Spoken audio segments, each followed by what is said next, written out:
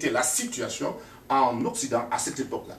En Occident, quelle était la situation? Premièrement, la situation sur le plan religieux et la situation sur le plan politique. Sur le plan religieux, nous voyons absolument que la religion avait deux facteurs contre elle en Europe. C'était le début des recherches scientifiques et également le prolongement de la confiance en la philosophie. C'est ce que les gens ont appelé souvent l'état de la modernité. C'est-à-dire qu'il fallait absolument penser que l'homme aujourd'hui pouvait, par sa raison, pouvait par un système de réflexion logique et rationnelle, arriver à résoudre ses propres problèmes. Voilà le grand facteur qui prévalait déjà en Europe au XIXe siècle. Aussi la philosophie qui venait de la Renaissance et qui a continué jusqu'au XIXe siècle. Voilà les deux facteurs qui ont fait du mal à la religion européenne à cette époque-là. Or, au sein même de la religion, il y a beaucoup de gens, que ce soit les théologiens, qui ont perdu de la foi dans les Écritures. Il y a seulement, c'est un groupe qui était dirigé par un grand théologien allemand, qui lui, il n'a pas pu résister à la foi qu'il a apprise de ses parents, mais qui soutenait quand même autre chose. Pour lui, la religion, c'était quoi? Il définissait la religion comme étant une expérience individuelle, que la religion n'était pas active, que la religion était plutôt contemplative. C'est par intuition, par espérance personnelle avec Dieu qu'on arrive donc à avoir cette foi, à garder cette foi en Dieu. Quand il a amené cette réflexion, parce qu'il y avait d'un côté les athées qui attaquaient la religion et les croyants, les chrétiens de cette époque ont pris donc la position de ce théologien allemand qui voulait que la religion ne soit pas un ensemble des dogmes qui sont objectifs. Pour lui, la religion ne formait pas des dogmes de vérité objective, mais la religion, il n'était que absolument plus ou moins subjectif. Alors, maintenant, il y a certains autres mouvements qui voulaient partir de ce sentiment religieux, c'est-à-dire la religion qui était déjà un sentiment, et ils voulaient en faire des principes scientifiques. Et c'est ainsi qu'ils ont soumis les évangiles et l'Ancien Testament aux principes scientifiques. Et ceux qui l'ont fait sont arrivés à des résultats catastrophiques tels que Strauss, il a soutenu ceci, que les évangiles n'étaient que des mythes et que la résurrection n'a jamais eu lieu, que c'était une mystification qu'on a amenée sur le plan mondial. Parce que si on veut juger l'évangile par rapport aux faits historiques, que la religion, les évangiles n'ont pas une base historique. Alors, la voie des conséquences ne peuvent pas être scrutées scientifiquement. Les évangiles ne peuvent pas résister à la critique scientifique. Par voie de conséquence, la religion, le christianisme, devenait seulement un ensemble de dogmes mythiques et qui ne pouvaient pas donner à grand-chose. À ce temps également, il y avait plutôt d'autres mouvements chrétiens qui ne pensaient pas de la sorte, qui ont pensé que on ne peut pas faire la confusion entre la religion et la science. Parce que la religion, on ne peut pas la comprendre, mais on peut avoir foi en la religion. Et ils ont dit qu'on ne pourrait pas mener une critique contre les évangiles, mais plutôt c'est prendre les évangiles comme le Seigneur Jésus-Christ les a enseignés et les appliquer. Ils ont plutôt dit que la religion n'est pas un ensemble de pensées utopiques, mais que c'est un ensemble d'actions concrètes. Ils ont donc évangélisé une partie de l'Europe et aussi une partie de l'Afrique au XVIIIe siècle. Ce sont eux qui ont été, dans la plupart des cas, des missionnaires qui sont partis de l'Europe et qui nous ont laissé l'évangile tel que nous connaissons. Mais l'évangile en Europe, à cette époque, a aussi été catapulté par la critique des athées. Certains athées, comme Karl Marx et Hegel, qui disaient au XVIIIe siècle que, dans leur manifeste du Parti communiste, que quel que soit les cas, le christianisme va disparaître, parce qu'en fait, ce n'est que de l'utopie, ce n'est que l'opium du peuple.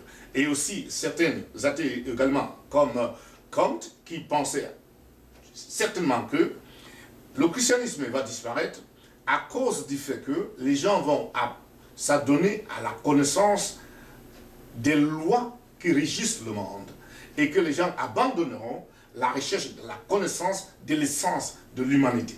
Et quand les gens arriveront à ce stade-là, tenez-vous tranquille, la religion va disparaître d'elle-même.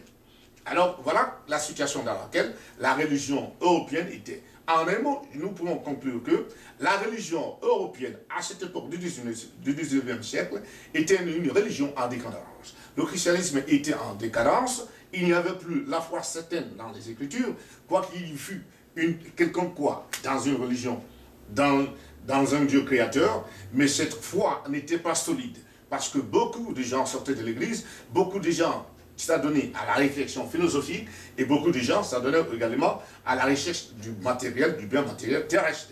Ils n'attendaient absolument pas que, quand ils mourront, ils iront dans un paradis quelconque.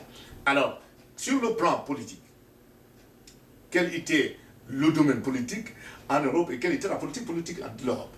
À ce temps, l'Europe revient dans le régime monarchique, c'est-à-dire qu'à la tête de l'État, il faut qu'il y ait un roi qui doit gouverner. Alors, l'Europe pensait également qu'il fallait exporter sa domination vers d'autres continents qui ont été découverts.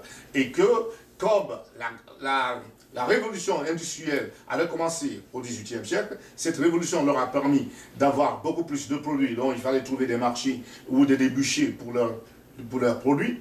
Et de deux, aussi la démographie en Europe était déjà au stade critique. Donc les Européens cherchaient d'autres territoires pour pouvoir évacuer leurs pauvres, pour qu'ils aient une place ailleurs. Et troisièmement, les Occidentaux voulaient absolument devenir les maîtres du monde.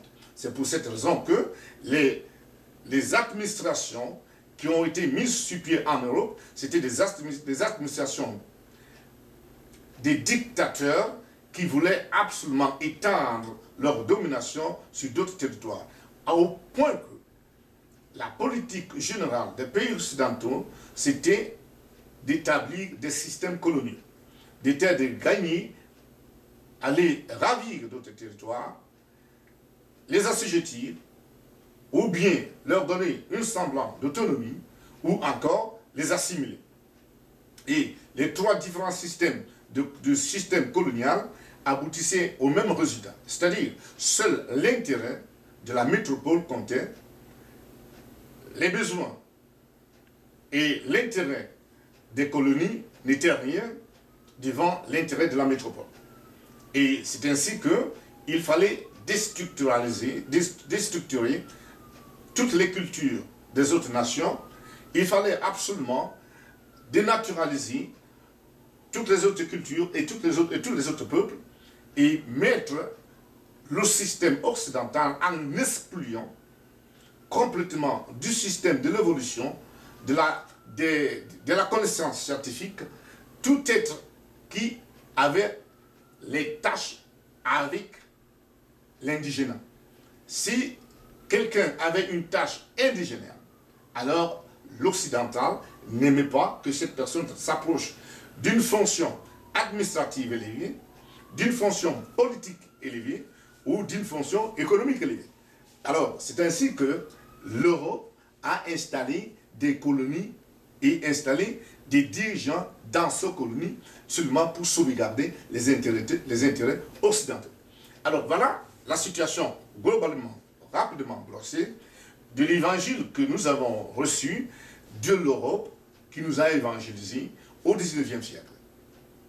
À travers des bonnes personnes qui étaient des bons croyants en Europe et qui ont fait des grandes œuvres en Europe, mais qui, en quelque sorte, avaient un environnement hostile contre toute pensée de Dieu, contre toute amélioration des êtres de couleur, c'est-à-dire des noirs en particulier, ou bien des jaunes également, ceux qui n'avaient pas la couleur blanche.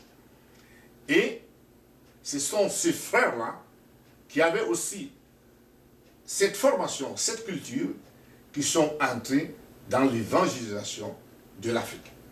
C'est pour cette raison que les œuvres que nous avons héritées de ces frères venant de l'Europe ont été des œuvres de courte durée, ont été des œuvres qui n'ont pas duré, ont été des œuvres qui ne nous ont pas laissé des scientifiques, qui n'ont pas laissé la technique, qui n'ont pas laissé la technologie. Les gens se sont ruinés seulement pour une formation verbale, c'est-à-dire des déclarations aussi simples de la parole, des quelques paroles du Seigneur Jésus-Christ qu'ils pouvaient de temps en temps lire de la Bible. Alors, voilà comment est-ce que nous avons reçu l'évangile que nous appelons aujourd'hui la bonne nouvelle de notre Seigneur Jésus-Christ de Nazareth. Maintenant, la question que nous allons nous poser davantage est la suivante. Compte tenu de notre héritage du christianisme, pouvons-nous continuer à prêcher le christianisme comme nous l'avons reçu, c'est-à-dire un christianisme tacheté de la culture occidentale, un christianisme dominé de toute foi dans le Dieu créateur, un christianisme vacillant, un christianisme rempli de haine, de division, de racisme, d'apartheid, de népotisme, de corruption, un christianisme du faux semblant, un christianisme de occulte. Continuerons-nous à prêcher, à soutenir ce christianisme? Ou bien allons-nous retourner à la bonne nouvelle du royaume de Dieu? Parce que le Seigneur Jésus-Christ, quand il est venu sur la terre, il n'avait qu'un seul et unique message qu'il a prêché tout au long de sa vie terrestre. Et ce message était: repentez-vous, car le royaume de Dieu est proche. Repentez-vous, car le royaume de Dieu est proche. Voilà le message que le Seigneur Jésus-Christ nous a donné. Avant le Seigneur Jésus-Christ, il y eut aussi un homme, un grand homme de Dieu. Et son nom, c'est Jean-Baptiste. Lui aussi, il a prêché. Et la parole qu'il a prêchée, la voici. Repentez-vous, car le royaume de Dieu est proche.